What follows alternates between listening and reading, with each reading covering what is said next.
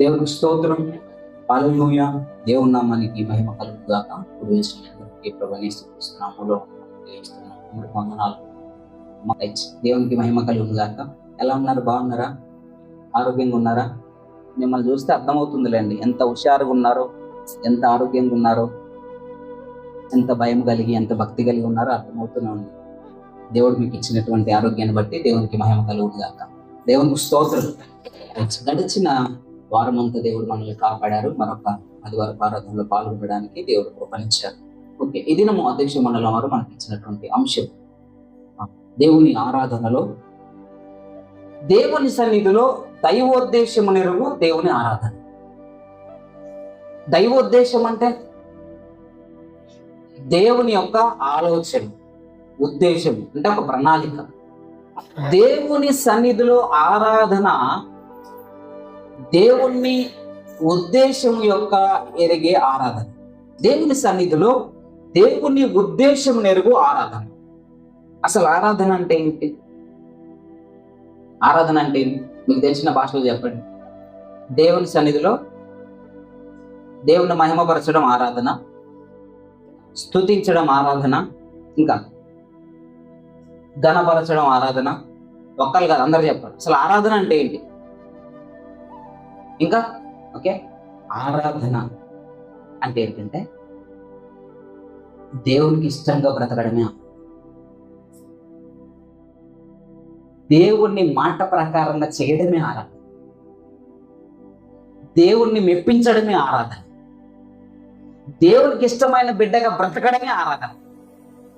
దాన్ని మనం చూద్దాం. ఇది నా సొంత మాటలని మీరు అనుకోవచ్చు.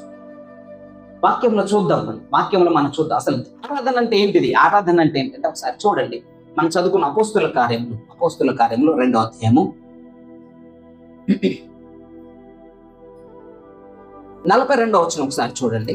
ఆరాధన అంటే ఏందో చెప్పిన తర్వాత ఆరాధనలో దేవుని యొక్క ఉద్దేశం ఏంటిదో ఒకసారి చూద్దాం. 42వ వచనం, అపోస్తుల కార్యములు 2వ అధ్యాయము 42వ వచనం. బోధ యందును, సహవాసమందును, రొట్టె విరుచుట యందును, ప్రార్థన చేయటి యందును.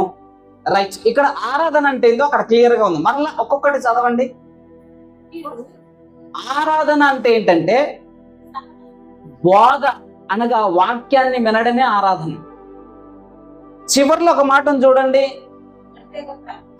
ఎడతెగ అంటే దేవుని బోధలో ఎడతెగకుండా వినడమే ఆరాధన. అర్థమవుతుందా?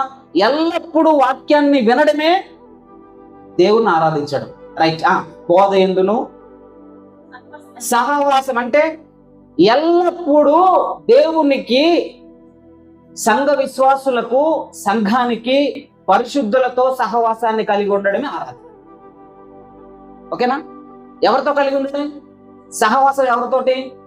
దేవునితోనూ, దేవుని బిడ్డలతోనూ, సేవకులతోనూ, విశ్వాసులతోనూ సహవాసం కలిగి ఉండడమే ఆరాధన. ఆరాధన మొదటిది ఏంటిది? వాక్యం వినడమే ఆరాధన. వాక్యము చెప్పేవారితో, వినేవారితో కలిసి ఫ్రెండ్షిప్ చేయడమే ఆరాధన.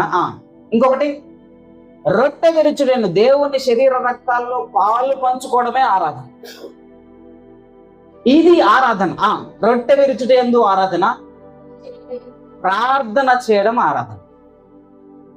ఇవి ఎప్పుడు చేయాలి? అక్కడే ఉంది చూడండి. ఎడతెగక అంటే సోమవారం చేయొచ్చా? చేయకూడదు. ఎడతెగక అంటే సోమవారం చేయొచ్చు, మంగళవారం చేయొచ్చు, బుధవారం చేయొచ్చు. చేయకూడని రోజు ఎప్పుడన్నా ఉందా? అంటే ఆరాధన. ఇప్పుడు ఆదివారం ఆరాధన అంటాం. ఆదివారం ఆరాధన అంటే ఆరాధనలు ఏముంటాయి? ప్రారంభ ప్రార్థన ఉంటుంది, పాటలు ఉంటాయి, బైబిల్ పాట ఉంటుంది, స్తుతి ఆరాధన ఉంటుంది, వాక్య సందేశం ఉంటుంది, విజ్ఞాపన ప్రార్థన ఉంటుంది, సాక్ష్యాలు ఉంటాయి, ఓకేనా, ప్రకటనలు ఉంటాయి, ప్రత్యేక ప్రార్థనలు ఉంటాయి, కృతజ్ఞతా ప్రార్థన. ఇవన్నీ కలిపి ఏమంటారు? ఆరాధన అంటే చేతులెత్తి స్తోత్రం ప్రభు అనడం మాత్రమే ఆరాధన మనం అనుకుంటాం. స్తుతించడమే ఆరాధన అనుకుంటాం. ఇది కాదు, ఇది మనకు తెలిసింది మాత్రమే. కానీ వాక్యం ఏం చెబుతుందంటే ప్రతి దినము దేవుని వాక్యాన్ని వినడమే ఆరాధన. ప్రతి దినము పరిశుద్ధులతో, విశ్వాసులతో, నీతిమంతులతో సహవాసం చేయడమే ఆరాధన. మూడవదిగా ప్రతి వారము, ప్రతి రోజు, ప్రతి నెల రొట్టె విరుచుటలో పాలు పంచుకోవడమే ఆరాధన. ప్రతి దినము, ప్రతి క్షణము, దినమునకు 3 మార్లు లేదా 7 మార్లు ప్రార్థన చేయడమే ఆరాధన. దీంట్లో మనం ఎలా ఉండాలి? ఎడతెగకుండా ఉండాలి. ఇది ఆరాధన. ఓకే, ఎక్కడికి వెళ్తున్నాం? ఆరాధనకు వెళ్తున్నాం. ఏం చేయడానికి? వాక్యాన్ని వినడానికి, సహవాసం కలిగి ఉండడానికి, రొట్టె విరవడానికి, ప్రార్థన చేయించుకోవడానికా? ఎందుకు వస్తున్నారు? చేయించుకోవడానికా, చేయడానికా? ప్రార్థన చేయడానికి రావాలి. దేవునికి మహిమ కలుగును గాక. ఇది ఆరాధన. ఓకేనా? ఇప్పుడు అర్థమైంది కదా? ఇంకా లోతుగా ఉన్నాయి చెప్పాలి అంటే, చాలా లోతైనటువంటి సబ్జెక్ట్ ఆరాధన. కానీ దేవుడు ఎందుకు ఆరాధనకు రమ్మంటున్నాడు? ఆయన మనసులో ఉన్నటువంటి ఉద్దేశం ఏంటిది? దేవుడు మనల్ని ఎందుకు ఆరాధన చేయమంటున్నాడు అనే విషయాలు మనం తెలుసుకున్నాం. యెషయా గ్రంథము 6వ అధ్యాయము, మనం చదువుకున్నటువంటి మొట్టమొదటి మార్చే భాగం యెషయా గ్రంథం 6వ అధ్యాయము 3వ వచనం ఒకసారి చూడండి. సైన్యములకు అధిపతియగు యెహోవా పరిశుద్ధుడు, పరిశుద్ధుడు, పరిశుద్ధుడు, సర్వలోకము ఆయన మహిమతో నిండి ఉన్నది అని గొప్ప స్వరముతో గాన ప్రతిగానములు చేయుచుండెరి. వారి కంఠ స్వరము వలన గడప కమ్ముల పునాదులు కదులుచు మందిరము ధూమము చేత నిండగా, అయ్యో నేను అపవిత్రమైన పెదవులు గలవాడను, అపవిత్రమైన పెదవులు గల జనుల మధ్యను నివసించు వాడను, నేను నశించి తిని. చాలు. ఇక్కడ చూడండి, దేవుడు ఎందుకు మనల్ని ఆరాధనకు రమ్మంటున్నాడు, ఆరాధన చేయమంటున్నాడు అంటే, నీ స్థితి ఏంటిదో నీకు తెలియజేయడానికి దేవుడు ఆరాధన చేయవచ్చు. అసలు నువ్వేంటో నీకు తెలుసా? నువ్వు ఎట్లున్నావో నీకు తెలుసా? నువ్వు ఎట్లున్నావో నీకు తెలియాలంటే అద్దం దగ్గరికి పోవాలి.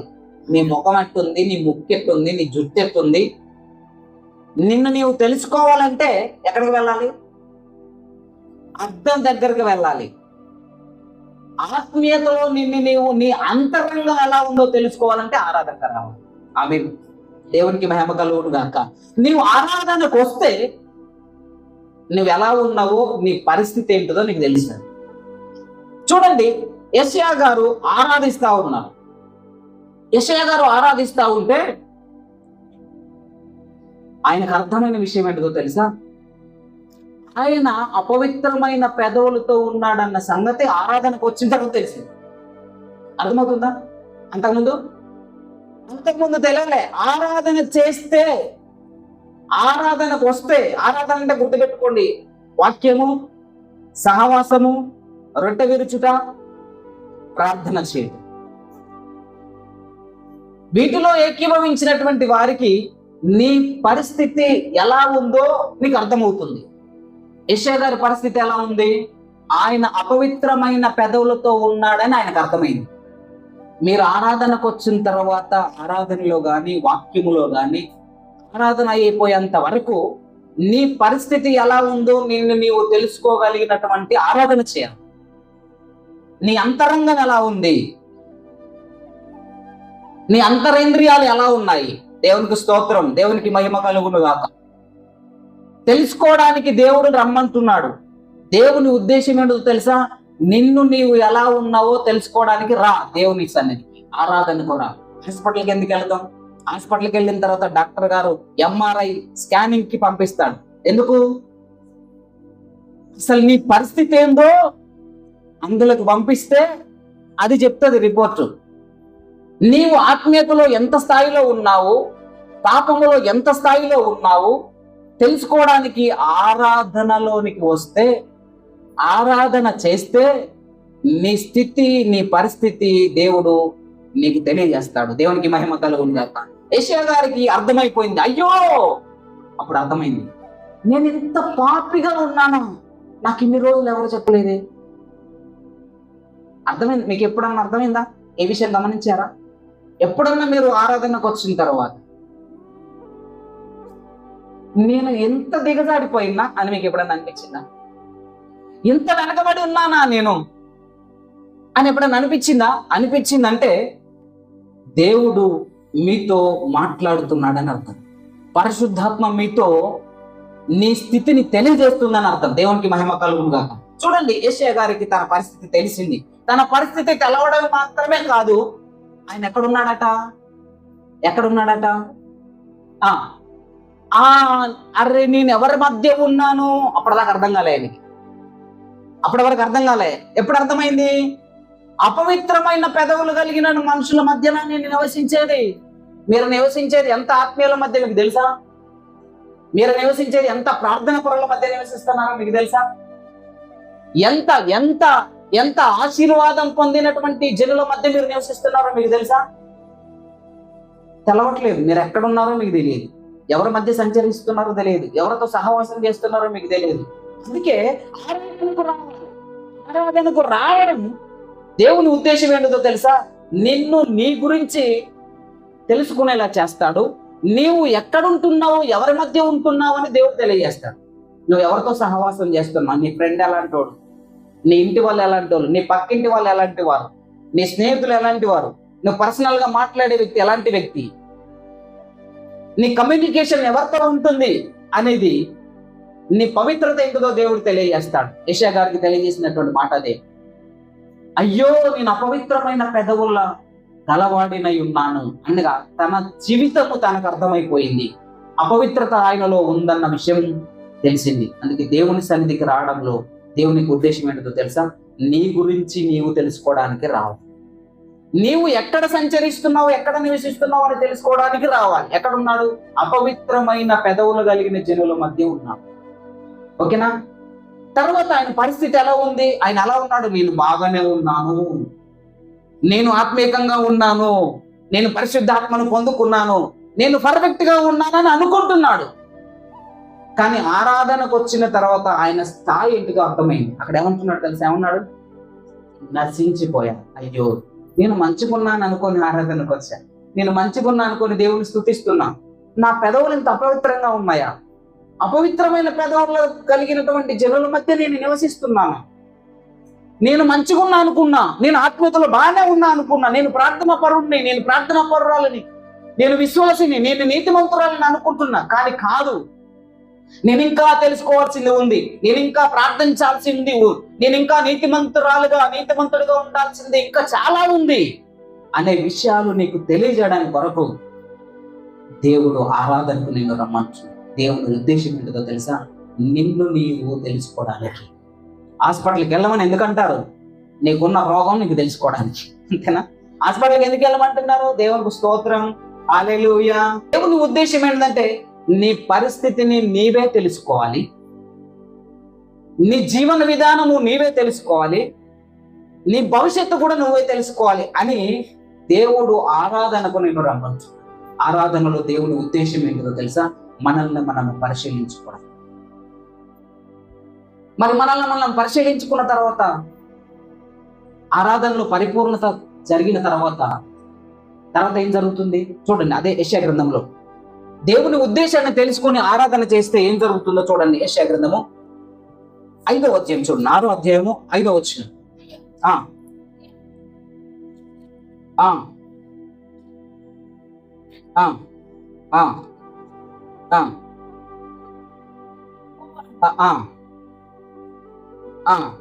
అప్పుడు 6వ వచనం, అప్పుడు శరాపులలో ఒకడు తాను బలిపీఠం మీద నుంచి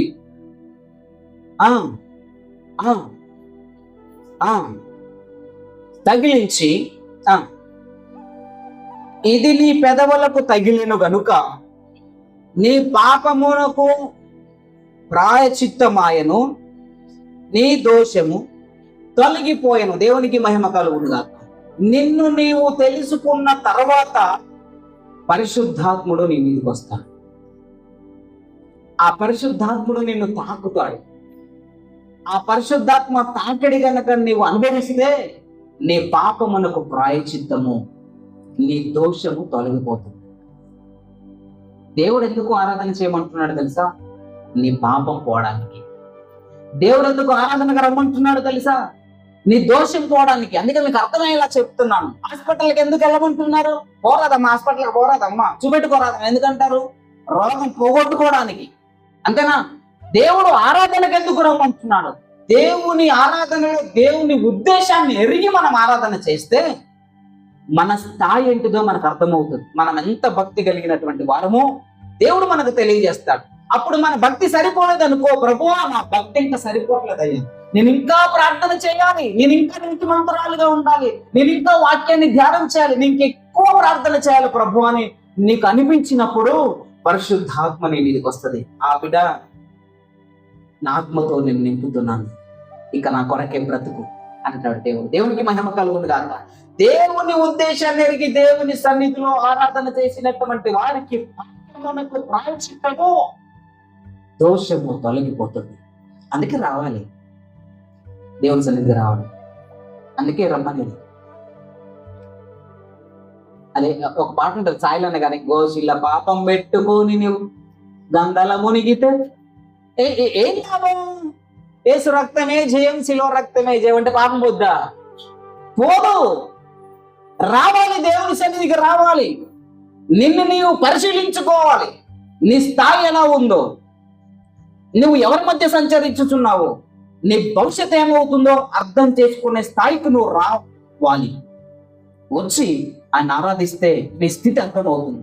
అప్పుడు పశ్చాత్తాపడాలి. అవునయ్యా, నిజంగా నేను నిన్ను స్తుతించలేకపోతాను, అపవిత్రమైన పెదవులతో ఉన్నాను ప్రభువా, నన్ను క్షమించయ్యా అని నువ్వు అంటే ఆయన ఆత్మతో నిన్ను అభిషేకిస్తాడు. అభిషేకించి ఏమంటో తెలుసా? ఇక పో, నీ పాపం పోయింది పో అంటాడు, నీ దోషం కలిగిపోయింది పో, ఇక నుంచి నా బిడ్డగా బ్రతుకు అంటాడు దేవుడు. దేవునికి మహిమ కలుగుగాక. ఆరాధన అందుకు చేయాలి. దేవుని ఉద్దేశం ఏంటో తెలుసా? నీ పాపాన్ని తీసివేయాలని దేవుని ఉద్దేశం, నీ దోషాన్ని తొలగింప చేయాలని దేవుని ఉద్దేశం. అందుకే ఆరాధన చేయాలి. మనస్ఫూర్తిగా ఆయన ఆరాధిస్తే నీలో ఉన్న పాపాన్ని నేను తీసివేస్తాను. మనం పరిశుద్ధులుగా ఉండాలంటే ఏం చేయాలి? వాక్యాన్ని వినాలి, సహవాసం కలిగి ఉండాలి, రొట్టె విరచాలి, అనుదినము ఎడతెగక ప్రార్థన చేయాలి. దేవునికి మహిమ కలుగునుగా. అలా చేస్తే మన పాపం పోతుంది, మన దోషం తొలగిపోతుంది. చూడండి మరొకసారి చదవండి, రెండవ అధ్యాయము అపోస్తలుల కార్యము 2:42 వచనం. దేవుని ఉద్దేశం ఏంటిదో, దేవుడు ఎందుకు మనల్ని ఆరాధనకు రమ్మంటున్నాడు, ఆరాధన చేయమంటున్నాడు అన్న విషయాలు మరలా ధ్యానం చేద్దాం. చూడండి 2వ అధ్యాయము 42 వచనం. అపోస్తలుల కార్యము 2వ అధ్యాయం 42 వచనం.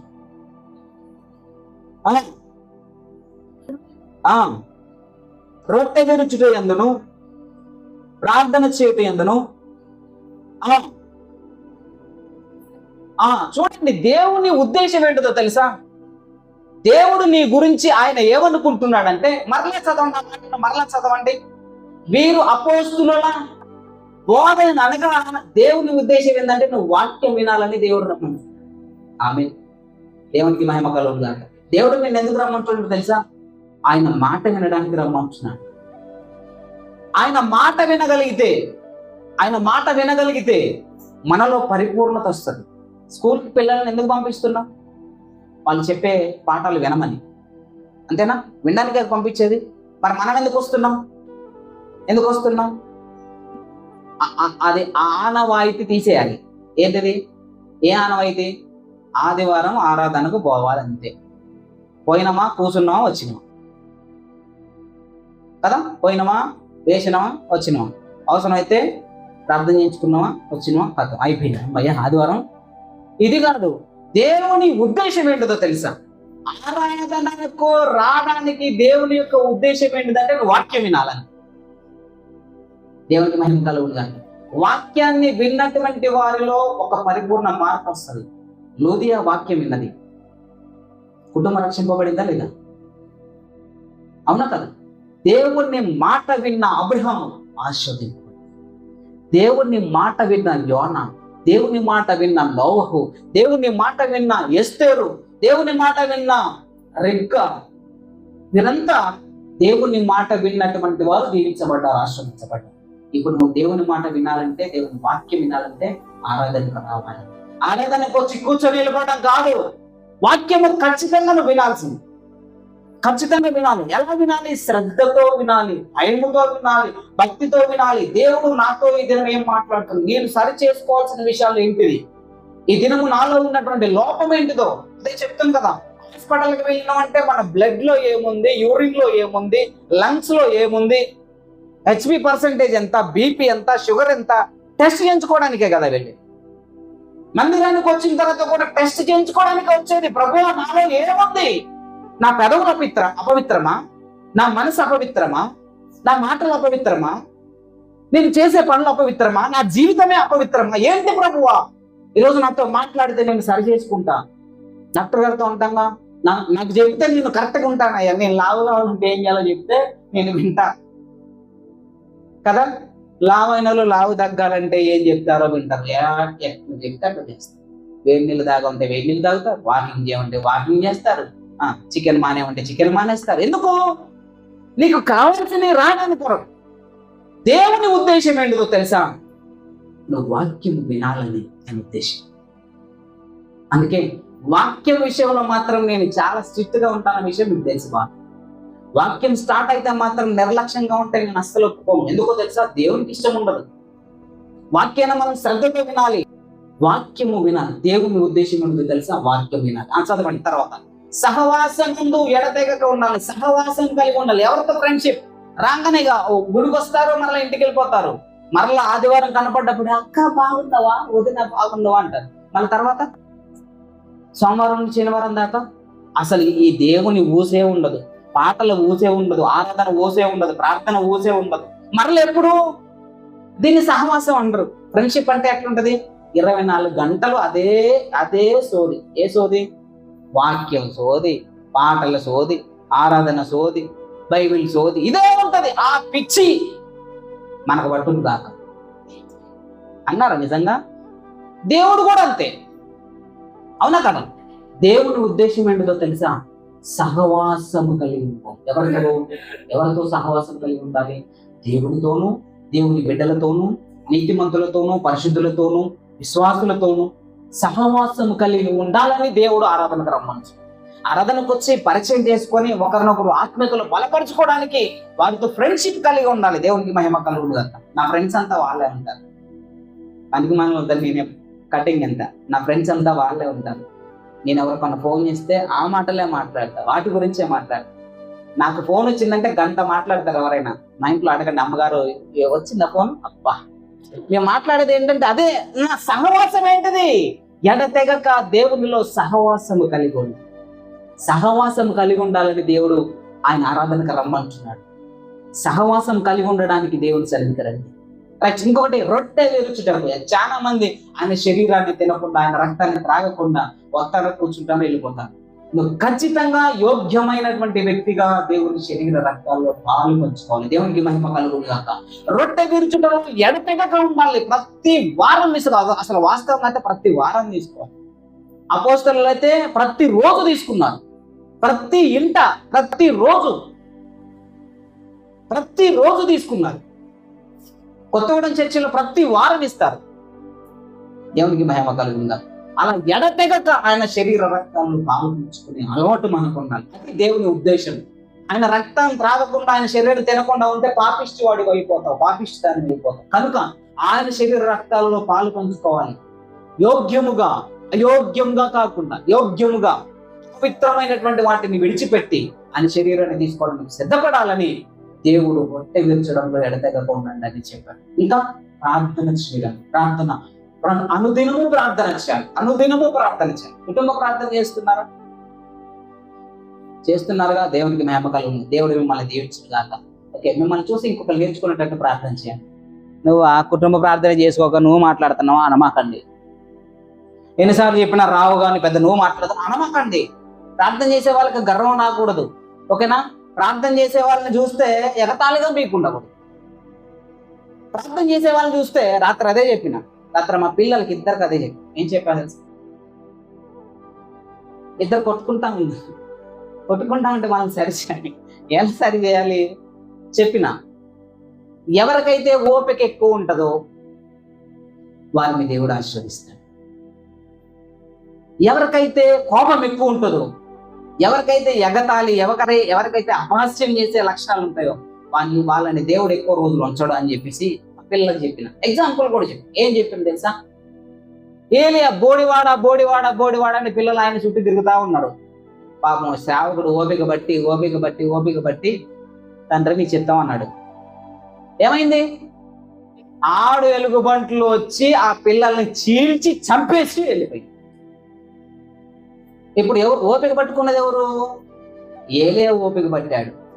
ఎగతాళి చేసింది ఎవరు? పిల్లలు ఎగతాళి చేశారు. దేవుడు ఊరుకుంటాడా? ఓకే, ఈ ప్రార్థన చేసే వాళ్ళు ఓపిక పట్టకపోతే అది ప్రార్థన వ్యర్థం. ప్రార్థన చేయని వాళ్ళు ప్రార్థన చేసే వాళ్ళని ఎగతాళి చేస్తే వాళ్ళకి దేవుడు శిక్ష విధిస్తాడన్న విషయం బైబిల్ గ్రంథం చెబుతుంది. కాబట్టి అలా అన్న మారడానికి ప్రయత్నం చేయండి, ఇలా అన్న మారడానికి ప్రయత్నం చేయండి. అలాంటి అలా ప్రార్థన చేయడానికన్నా సిద్ధపడండి, ఎగతాళి చేయడం అన్నా మానేయండి, ఏకీభవించండి, లేదంటే వాళ్ళని ఏమనమాకండి. ప్రయత్నం చేయి, నీ వంతు నీ ప్రయత్నం నువ్వు చేయి, ప్రార్థన చేయడానికి ప్రయత్నం చేయి, చేసేవాళ్ళకి మాత్రం ఏమన్నా. ఓకేనా? దేవునికి మహిమ కలుగును గాక. కాబట్టి ఎడతెగక ప్రార్థన చేయాలని దేవుడు కోరుకుంటున్నాడు. ఇలా చేస్తే ఏం చేస్తే? వాక్యం విని సహవాసం కలిగి రొట్టె విరిచి ఎడతెగక ప్రార్థన చేస్తే ఏం లాభమో తెలుసా? చూడండి, అదే అపోస్తుల కార్యములు 2వ అధ్యాయము. అపోస్తుల కార్యములు 2వ అధ్యాయం చదవండి. 46వ వచనం. వారు ఏక మనసుకులై దేవాలయంలో తప్పక కూడుకొనుచు ఇంటింట రొట్టె విరుచుచు ప్రజలందరి వలన. చూడండి, అక్కడ ఉన్నటువంటి లక్షణాలు ఏంటో తెలుసా? వారందరూ ఏక మనస్కులై ఇలా ఆరాధన చేస్తే మనకందరికి ఒకటే మనసు. అంతేగాని నేను ముందు పోతలే కానీ నువ్వు వెనకరా అనే మనసు ఏముండదు. నేను ఆరాధన చేస్తే నువ్వు ఆరాధన చేయాలి, నేను ప్రార్థన చేస్తే నువ్వు ప్రార్థన చేయాలి. ఓకే, నేను దేవుని స్తుతిస్తే నువ్వు స్తుతించాలి. మనం అందరం ఐక్యత కలిగి పనిచేద్దామనే ఐక్యత మనసు దేవుడు వారికి అనుగ్రహిస్తాడు. ఎలా ఉంటే? ఎడతెగక ఏం చేయాలి? వాక్యం వినాలి. ఎడతెగక అపోస్తలుల బోధ యందు వాక్యము, ఎడతెగక వాక్యం విని, ఎడతెగక సహవాసం కలిగి, ఎడతెగక రొట్టె విరిచి, ఎడతెగక ప్రార్థన చేస్తే ఏ మనసు వస్తుంది? అందుకే కుటుంబ ప్రార్థన చేయమనేది. కుటుంబంలో ఏక మనసు రావాలి అంటే ఏం చేయాలి? ఎడతెగకుండా ప్రార్థన చేయాలి. ఏ కుటుంబం అయితే ఎడతెగకుండా ప్రార్థన చేస్తారో ఆ కుటుంబంలో ఏక మనసు వస్తుంది. ఏక మనస్కులై తప్పక కూడుకొనుచు ప్రజలందరి వలన. చూసారా? అందరి వలన దయ పొందాలి. దయ పొందినటువంటి వారై ఉంటారు. దేవునికి మహిమ కలుగును గాక. మీ పిల్లలేం పిల్లలయ్యారు, మామూలు పిల్లలు కాదు. అసలు ఆరాధన అంటే భలేగా సహకరిస్తారు, చక్కగా అన్ని చేస్తారు. పెద్దల దయ, అందరి దయ వాళ్ళ మీద ఉంటుంది. ఏం చేస్తే? ఈ 4 ఎడతెగక ఈ 4 పనులు చేస్తే, దేవుని ఉద్దేశం ప్రకారంగా ఆరాధన చేస్తే ఏక మనస్కులవుతాము, ఇంకా అందరి వలన దయ పొందుతాము. చదవాలి. ఇంకా ఆనందంగా ఉంటారు. దేవునికి మహిమ కలుగును గాక. ముఖం మార్చుకొనే ఉండరు. లోన్ రాకపోయినా, డోకరా రాకపోయినా, గిరిగిరి కట్టకపోయినా, ఇంకేనా ఉంటాయి కదా అవన్నీ. ఏమి జరగకపోయినా ముఖం మార్చుకొని ఉండరు. అందరికి ఇచ్చారమ్మా, నేనేం పాపం చేసినా నాకొక్కదానికేనా అని ముఖం మార్చుకొని ఉండరు. దేవునికి మహిమ కలుగును గాక అని సంతోషంగా ఉంటారు. దేవునికి స్తోత్రం. ఎవరు సంతోషంగా ఉంటారు? ఈ 4 విషయాలలో ఎడతెగకుండా ఉండేటువంటి వారు ఆనందముతో సంతోషంతో ఉంటారు. ఎలాంటి పరిస్థితుల్లో, ఎలాంటి పరిస్థితి అయినా ముఖం మీద ఊసినా కూడా సంతోషంగా ఉంటారు. ఈ 4 పనులు చేసేవారు. దేవుని ఉద్దేశం ఏంటో తెలుసా? అలాంటి పరిస్థితి ఎదురైనా నువ్వు సంతోషంగా ఉండాలి అంటే ఆరాధనకు రావాలి. ఆరాధనలో దేవుని స్తుతించాలి, ఆరాధనలు పనులు చేయాలి. ఆయనకి ఇష్టమైన దేవుని ఉద్దేశం జరిగి నువ్వు ఆరాధన చేయాలని దేవుడు మాట్లాడుతున్నాడు. సంతోషంగా ఉంటారు, ఇంకా ఆనందముతో ఉంటారు. నిష్కపటమైన హృదయము ఆహారము పొచ్చుకొని చుండిరి. రక్షణ పొందుచున్న వారిని అనుదినము. చూడండి, అనుదినము ప్రతిరోజు కొత్త వాళ్ళు సంఘానికి వస్తారు. ఇప్పుడు దేవుని ఉద్దేశం ఏంటో చెప్పనా? నువ్వు దేవుని సన్నిధికి రావడం, ఈ 4 విషయాల్లో పర్ఫెక్ట్ గా ఉంటే, దేవుడు ఎందుకు ఈ 4 విషయాల్లో నేను పర్ఫెక్ట్ గా ఉండమంటున్నాడంటే, ఒకటి ఐకమత్యం కలిగి ఉంటారు మీరు. 2 సంతోషంగా ఉంటారు. 3 ఆనందంగా ఉంటారు. ఓకేనా? 4 కొత్త వాళ్ళు వస్తారు. కొత్త వాళ్ళు రావాలంటే ఏం చేయాలి? ఈ 4 విషయాల్లో ఎడతెగక ఆగిపోకుండా ఈ పని చేస్తే నీకు సంతోషం, ఆనందము, కుటుంబంలో ఐక్యత, సంఘములో ఐక్యత, మన సంఘానికి నూతన ఆత్మలు నడిపించబడతారు. దేవునికి మహిమ కలుగును. అనుదినము వారిలో చదవన మాటను, అనుదినము మూసేశారా బైబిల్? అనుదినము వారితో చేర్చుచుండి. కొత్త వాళ్ళు వస్తున్నారు. మనకు ఆ పరిస్థితి ఎప్పుడు రావాలి? దేవునికి మహిమ కలుగుతుందా? ఎప్పుడు రావాలి అంటే దేవుని సన్నిధిలో దేవుని ఉద్దేశం ఎరిగి ఆరాధన చేస్తే ఎన్ని లాభాలు ఉంటాయి. దేవునికి మహిమ కలుగుతుందా? ఎన్ని లాభాలు. అందుకే ఆయన ఉద్దేశం ఎరిగి ప్రార్థన చేయాలి, ఆయన ఉద్దేశం ఎరిగి ఆరాధన చేయాలి, ఆయన ఉద్దేశం ఎరిగి దేవుని సన్నిధికి రావాలి, ఆయన ఉద్దేశం ఎరిగి బైబిల్ చదవాలి, ఆయన ఉద్దేశం ఎరిగి పాట పాడాలి, ఆయన ఉద్దేశం ఎరిగి దేవుని సన్నిధిలో ఆయనకి ఇష్టంగా ఉండాలి. ఎవరి కొరకు అంటే ఆయన, నేను ఇలా ఉండుట ఆయనకి ఇష్టం.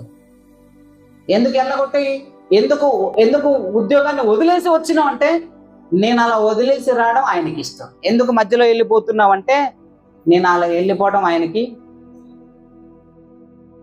ఇష్టం కాదు. ఇప్పుడు ఆయన ఉద్దేశం ఏంటిది? మధ్యలో వెళ్ళిపోవడం ఇష్టమా? మధ్యలో రావడం ఇష్టమా? ఏంటిది ఆయన ఉద్దేశం? ఎడతెగకుండా ఉండడమే ఆయన ఉద్దేశం. దేవునికి మహిమ కలుగును. ఇలా ఎడతెగకుండా ఉండడాన్ని బట్టి దేవుడు సంతోషం, ఆనందం, ఐక్యతనిస్తాడు.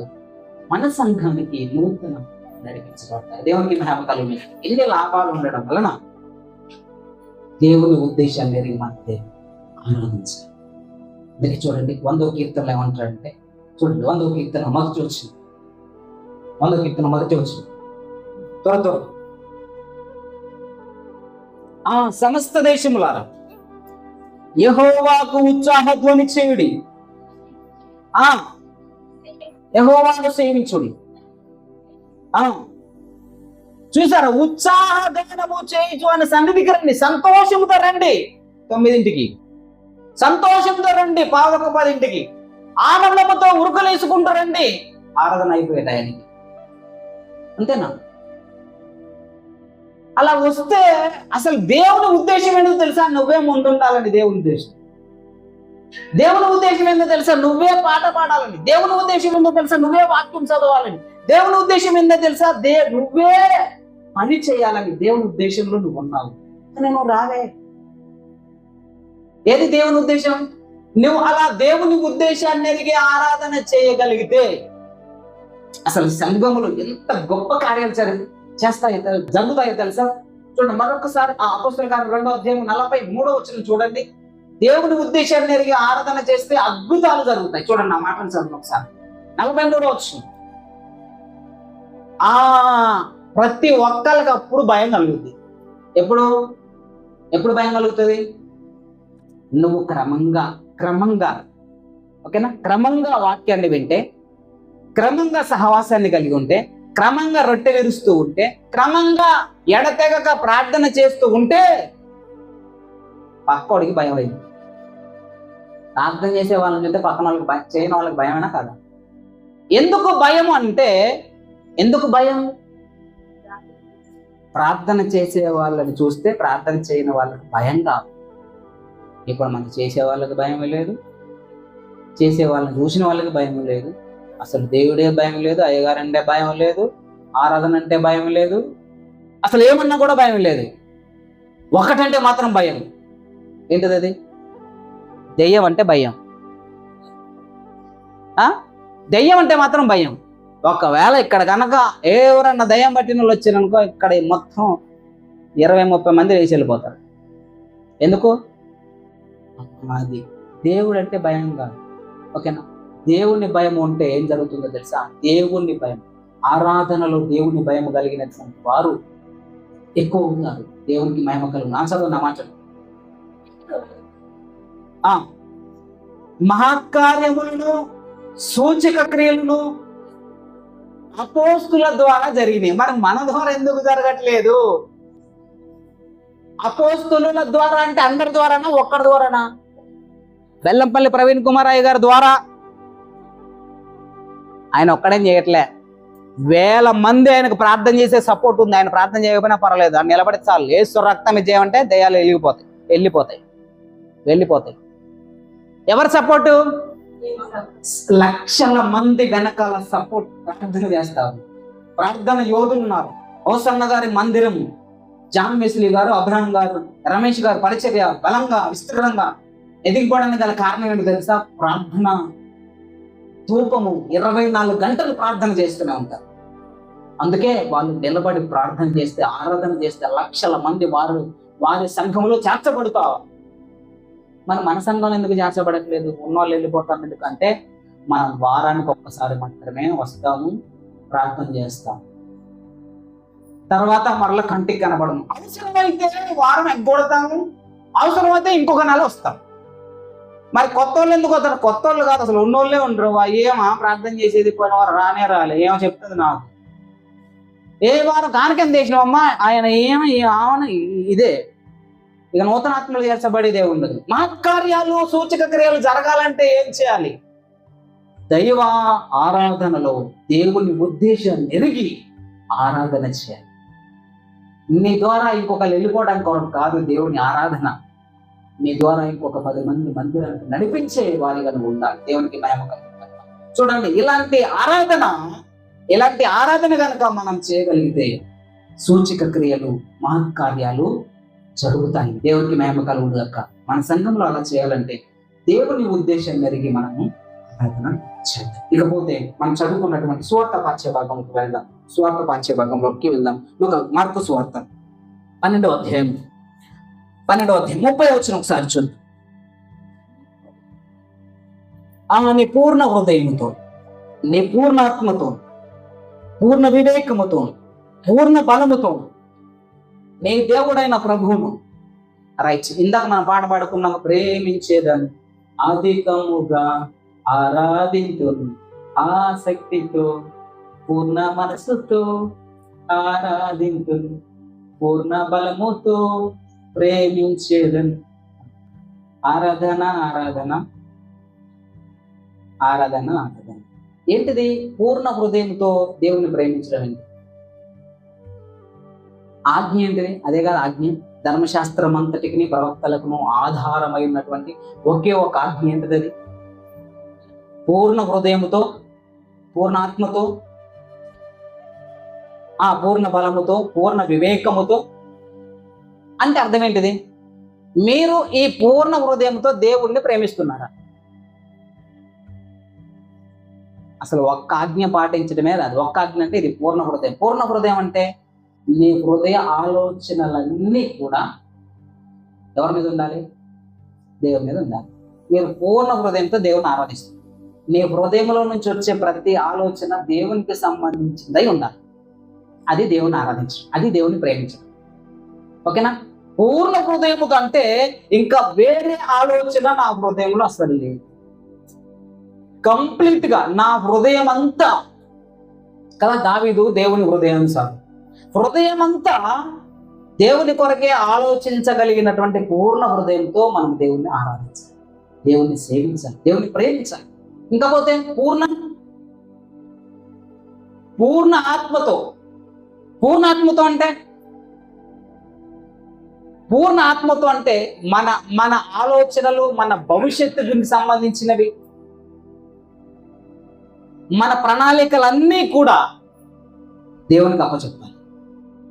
ఓకే, మన ఆత్మ దేవునికి సంబంధించిన విషయాల మీదనే దృష్టి పెట్టాలి. అది పూర్ణ ఆత్మతో దేవుణ్ణి ఆరాధించడం, సేవించడం, ప్రేమించడం. ఇంకా పూర్ణ వివేకము కలిగి. పూర్ణ వివేకం అంటే నీ తెలివితేటలన్నీ దేవుని కొరకు పెట్టాలి, అంతేలే కానీ పనికి మాలిన వాటికి కాదు పెట్టేది.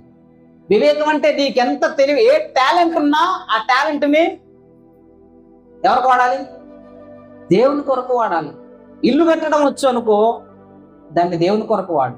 ఇక చూడండి, చక్కగా కెమెరా, వీడియో తీయడం, ఆ టాలెంట్ ఎవరి కొరకు? దేవుని కొరకు. మన పిల్లలు కాంగ కొట్టే పిల్లలు, టాలెంట్ కలిగిన పిల్లలు ఉన్నారు, కానీ దేవునికి మాత్రం వాడు. ఓకేనా? దేవునికి మాత్రం వాడు. అరే తీన్ మార్క్ కొట్టాలంటే బ్యాండ్ తీసుకొని పాడతారు. వాడు ఎగరాలంటే వీళ్ళు బాస్తారు, రాకపోయినా కూడా గుంజుకొని కొడతారు. ఈ వివేకము, ఈ బలము ఎవరి కొరకు వాడాలి? నీ టాలెంట్ ఏమైనా ఉంటే దేవుని కొరకు వాడాలి. అదే ఆరాధన చేయాలి. నీకు ఏ టాలెంట్ అన్నా ఉండని, దేవుడు నాకు ఇచ్చిన ప్రతి టాలెంట్ దేవుడి కొరకు వాడుతున్నాను. దేవునికి మహిమ కలుగుతాడు. నాకున్న ప్రతి శక్తి, బలము, వివేకం, నా హృదయం, ఆత్మ దేవుని కొరకు 99.9% దేవునికి వాడడానికి ప్రయత్నం చేస్తుంది. 1% మాత్రం నా పిల్లలు, నా భార్య, నా పిల్లల కొరకు. మిగతాదంతా నా తెలివితేటలు, నా జ్ఞానము, నా బలము, నా ఆత్మ, నా హృదయము అంత పెట్టకపోతే ఇంత వాక్యం మీ దగ్గరకు రాదు. వస్తుందంటారా? రాదు. మరి మీరెందుకు పెట్టలేకపోతున్నారు? మీకు సమయం దొరకట్లేదు. హృదయంలో ఆలోచించడానికి సమయం ఎందుకు? ఏ పని చేసుకుంటున్నా హృదయం దేవునితో కనెక్ట్ అవ్వచ్చు. ఇంకపోతే పూర్ణ బలముతో దేవుని ప్రేమించండి. నీకున్న శక్తి దేవుని కొరకు వాడాలి. ఏంటదా శక్తి తెలుసా? మీకున్న శక్తి ఏంటిది? కనీసం ఒక అర్ధ గంట, ఒక 30 గంట, ఒక గంట కరెక్ట్గా కూర్చోలేరా? కూర్చోవాలంటే ఏం చేయాలి? ఓపిక కావాలి. ఓపిక అంటే బలం కూడబెట్టుకొని, గడ్డి మోపు బాగా బరువు అవుతుంది, ఇంకా 10 అడుగులు 20 అడుగులు వేస్తే మన ఇల్లు వచ్చేస్తుంది. అప్పుడు ఏం చేస్తారు? ఓపిక పట్టుకుంటారా? పట్టుకోరా? ఓపిక పట్టుకోకుండా ఆడెత్తేస్తారా? లేకపోతే ఇంకా అసలు ఓపిక పట్టి ఏం చేస్తారు తెలుసా? అడుగులు గబగబా పడతాయి, దూరంగా పడతాయి. ఎవరైనా అడ్డొచ్చినా పక్క జరగ అంటారు. అంటే బలమంతా కూడబెట్టుకొని ఆ పని చేయడానికి ఇష్టపడతారు. మరి నీ బలమంతా దేవుని కొరకు ఎప్పుడన్నా వాడినావు? అబ్బాయి గడ్డంతా నేనే బిగుతాను, ఒక్కళ్ళు కూడా రావట్లే, నేనెందుకు చేయాలి అని వెళ్ళిపోతారు. నీ బలం ఇక్కడ వాడడానికి నీకు ఇష్టం లేదు అంటే పక్కన వాళ్ళు వాడితే నువ్వు వాడతావు అన్నమాట. ఇటుకలు మోద్దాం అంటే పిలవండి అయ్యా 10 మందిని, వాళ్ళని పిలిస్తే వస్తారు, మనం ఒక్కళ్ళని చేయడం ఎందుకు అంటారు. అంటే నువ్వు చేయకూడదు అంటే 10 మంది చేస్తే నువ్వు చేస్తావు అన్నమాట. దేవుడు ఏమంటున్నాడు తెలుసా? నీ పూర్ణ బలముతో దేవుని ఏం చేయాలి? ఆరాధించాలి, ప్రేమించాలి, సేవించాలి కదా. ఎప్పుడన్నా మీ పరిపూర్ణ బలము దేవుని పని కొరకు వాడారు. ఇంతసేపు కాంగు కొట్టింది బావి, చేతులకు నొప్పులేసినాయి నాన్న కదా, బాగా నొప్పులేసినాయి కదా, ఎందుకంటే మనకు అలవాటు లేదు కాబట్టి. అదే ప్రతిరోజు అలవాటు ఉందనుకో, దేవుని కొరకు ఎంత బలాన్నైనా ఉపయోగించాలని ఆశపడతాం. చేయి నొప్పులేసిన పెద్ద లెక్క చెయ్యం. దేవునికి మహిమ కలుగును గాక. అదే దేవుడు కోరుకునే ఆరాధన ఏంటో తెలుసా? నీ పూర్ణ బలం, నీ ఎంత బలం ఉందో ఆ బలం అంతా నాకు వాడు. నీకెంత జ్ఞానం, ఎన్ని తెలివితేటలు ఉన్నాయో ఆ తెలివితేటలన్నీ నాకు వాడు కదా. రాజ్ ప్రకాష్ పాల్ గారు ఆయనకున్న సౌండ్ సిస్టంలో ఉన్నటువంటి జ్ఞానాన్ని ఎవరి కొరకు వాడుతున్నాడు? దేవుని కొరకు వాడుతున్నాడు కదా. బలం అంటే మనం చేసే ప్రతి శక్తి వంచన లేకుండా చేసే పనిలో వచ్చే డబ్బులు ఉంటాయే, ఆ డబ్బులు కూడా దేవుని కొరకు వాడచ్చు. దేవునికి మహిమ కలుగును గాక. హల్లెలూయా. కాబట్టి ప్రేమైనటువంటి దేవుని బిడ్డలారా, పూర్ణ హృదయంతో దేవుని ఆరాధించాలి, పూర్ణ బలముతో దేవుని ఆరాధించాలి, పూర్ణ ఆత్మతో దేవుని ఆరాధించాలి, పూర్ణ మనసంతా దేవుని మీద పెట్టి దేవుణ్ణి ఆరాధించాలి. అలా ఆరాధిస్తే దేవుడు మనకి చూడండి. నా కింద వచనంలో ఏమంటుందంటే, నువ్వు దేవుని సన్నిధికి, దేవుని రాజ్యానికి దూరంగా లేవు. ఆ మాట చదవండి, చివరిలో ఉంటది. దూరంగా లేవు, అతి దగ్గరగా ఉన్నావు అంటాడు. ఆ మాటను అతడు వివేకముగా ఉత్తరం ఇచ్చునని యేసు గ్రహించి, దూరంగా లేవు, దగ్గరగా ఉన్నావు. ఎవరు ఈ దగ్గరగా? దేవుని రాజ్యానికి దగ్గరగా ఉండే వాళ్ళు ఎవరు? పూర్ణ హృదయముతో దేవుని ఆరాధించేవారు, పూర్ణ వివేకముతో, పూర్ణ మనసుతో, పూర్ణ బలముతో, పూర్ణ శక్తితో, ఇంకా ఏది కూడా అసలు వదిలిపెట్టకుండా అలా వివేకముతో, బలముతో, శక్తితో దేవుణ్ణి ఆరాధించేటువంటి వారే దేవుని రాజ్యానికి దగ్గరగా ఉంది. ఇప్పుడు దేవుని ఉద్దేశం ఏంటో తెలుసా? దేవుని రాజ్యానికి దగ్గరగా ఉంది. పుట్టు కూడా ప్రాణం పోతే దేవుని రాజ్యం అడుగు పెట్టాలని దేవుని ఉద్దేశం. అందుకే మనం దేవుని సన్నిధికి రావాలి, దేవుని ఆరాధించాలి, దేవునికి ఇష్టమైన బిడ్డలుగా ఉండడానికి ప్రయత్నం చేయాలి. కాబట్టి దేవుని ఆరాధనలో దేవుని ఉద్దేశాన్ని కలిగి మనం ఆరాధన చేయాలి. దేవుని ఉద్దేశాన్ని ఏంటిది? దేవుని ఉద్దేశము మనము మన స్థితిని తెలుసుకోవాలని, మనము పాపముల నుంచి విడిపించబడాలని, మనము శాపం నుంచి తొలగించబడాలని, మన దోషం నుంచి విడుదల కలగాలని, మనం సంతోషంగా ఉండాలని, మన ద్వారా ఇంకొకళ్ళు దేవుని మందిరానికి రావాలని, మనం దేవునికి దగ్గరగా బ్రతకాలని, దేవుని సన్నిధికి పరలోక రాజ్యానికి దగ్గరగా ఉండాలని ఆయన ఆశపడుతున్నాడు. ఆయన ఆశ ప్రకారంగా మనం బ్రతకడానికి ఇష్టపడదాం. దేవుని ఉద్దేశాన్ని ఎరిగి దేవుని ఆరాధన చేద్దాం, ఎడతెగక ప్రార్థన చేద్దాం, ఎడతెగక వాక్యాన్ని విందాం, ఎడతెగక రొట్టె వినుద్దాం, ఎడతెగక దేవునితో సహవాసం కలిగి ఉందాం. అలా ఒక తీర్మానంతో మనం ఇంటికి వెళ్దాం. తలలో ఉంచండి. చిన్న ప్రార్థన చేద్దాం. చిన్న ప్రార్థన, ఒక తీర్మానంతో వెళ్దామా? ఒక తీర్మానంతో మన ఇంటికి వెళ్దాం. ఒక్కసారి ఆలోచించండి, ప్రార్థన చేయండి. ప్రభువా, నేను నిన్ను పూర్ణ మనసుతో ఆరాధించలేకపోతున్నా, నీ ఉద్దేశాన్ని నేను ఎరగలేకపోతున్నా ప్రభు. నా కుటుంబ పరిస్థితులన్నింటినీ ఎరిగినదే. ఒక్కసారి నన్ను, నా కుటుంబాన్ని, నా పరిస్థితిని జ్ఞాపకం చేసుకో. యెషయాను తన పరిస్థితిని తెలియజేసినటువంటి దేవా, నాకు కూడా నా పరిస్థితిని తెలియజేయి. నేను ఎవరి మధ్య నివసిస్తున్నానో తెలియజేయండి. నేను ఏమైపోతున్నానో, నశించిపోతున్నానా, ఆత్మీయతలో ఎదుగుతున్నానా, జీవం కలిగి బ్రతుకుతున్నానా, నా విషయాన్ని నాకు తెలియచేయండి ప్రభు. యెషయా గారికి తెలియజేశాను. తెలుసుకున్న తర్వాత ఏంటిది? ఇగో నేనున్నాను నీ పని చేయడానికని యెషయా సిద్ధపడ్డాడు. ఇదని నువ్వు సిద్ధపడ్డానికి తీర్మానం చేసి పూర్ణ మనసుతో, పూర్ణ బలముతో దేవుని ఆరాధించడానికి, దేవుని ఉద్దేశం మేరకు దేవుని ఆరాధించడానికి సిద్ధపడడం. చిన్న ప్రార్థన చేసుకో. స్తోత్రం. పూర్ణ మనసుతో ఆరాధించు, పూర్ణ బలముతో ప్రేమించేదం.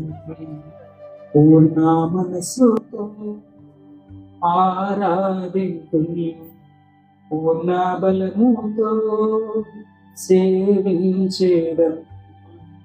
ఆరాధన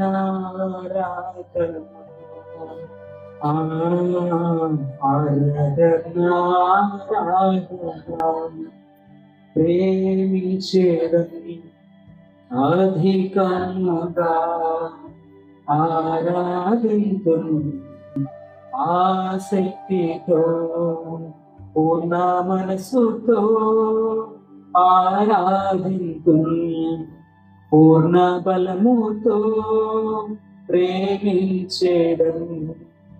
ఆరాధన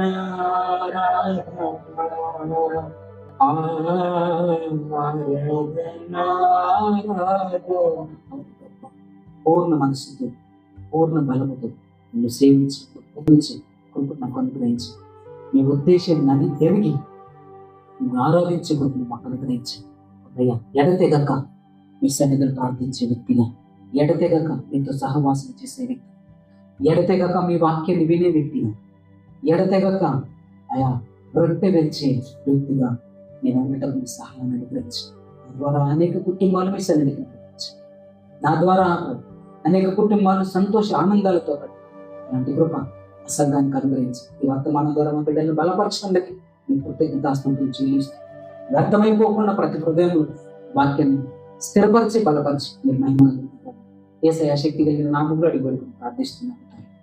ఆమేన్.